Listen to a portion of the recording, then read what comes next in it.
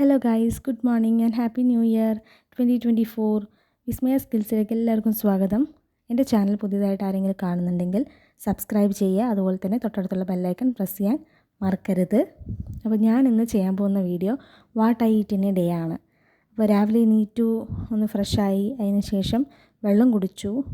Pregnant ആയതിനു ശേഷം കുറച്ച് ഹെൽത്തി ഫുഡാണ് ഇപ്പോൾ കൂടുതലും കഴിക്കുന്നത്.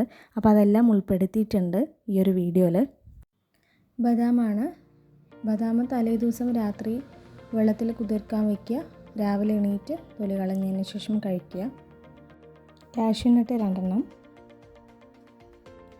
ഒരു ഡേറ്റ് ഒരു ദിവസം കഴിക്കുക.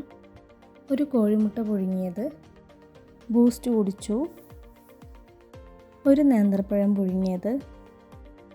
രാവിലെ ഭക്ഷണം കഴിക്കാനുള്ള സമയമായപ്പോൾ 4 ഇഡ്ഡലി, പിന്നെ എനിക്കിഷ്ടപ്പെട്ട തക്കാളി ചമ്മന്തി കടലക്കറിയാണ് മേമ എനിക്ക് ഉണ്ടാക്കി തന്നിരിക്കുന്നത്. അപ്പോൾ അത് കൂട്ടി അടിപൊളിയായി കഴിച്ചു.